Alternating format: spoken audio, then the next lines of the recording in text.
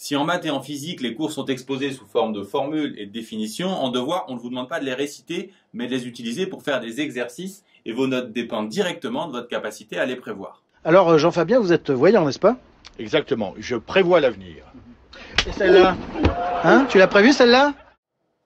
Prévoir l'avenir n'étant pas quelque chose de magique, il faut se préparer pour anticiper les questions que vous aurez en devoir. Le but d'une fiche stratégique est de réduire au maximum l'écart entre le cours et les exercices qui vous attendent en DS en repérant au plus tôt les questions que l'on peut vous poser et les méthodes pour y répondre. Travaillez comme pour une fiche classique, sauf que cette fois, vos matériaux sont les exercices types et les questions les plus courantes que vous essayez autant que possible d'organiser par thème.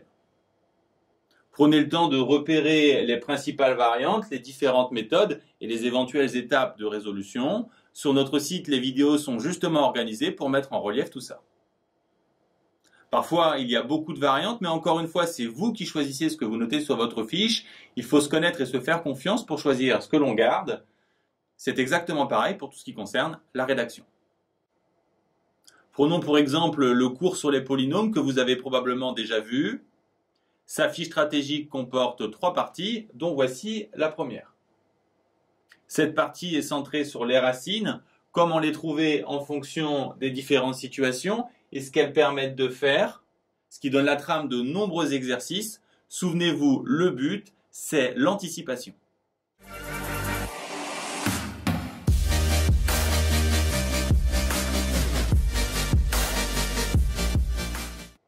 Dans cette seconde partie, très similaire à la première, on se demande comment trouver le sommet et à quoi il peut servir. On note à nouveau la méthode la plus efficace en fonction de la forme du polynôme pour réagir vite face aux énoncés.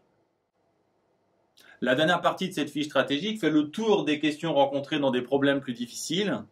Et si un problème vous semble particulièrement compliqué, n'hésitez pas à noter un exemple de résolution détaillée et pas simplement quelques indices comme ici.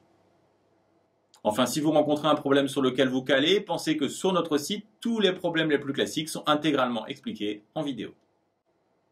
Faire des fiches ne semble pas indispensable au début du lycée, cela le devient ensuite de plus en plus et il est intéressant de savoir qu'en prépa, les résultats dépendent presque directement de la qualité des fiches stratégiques.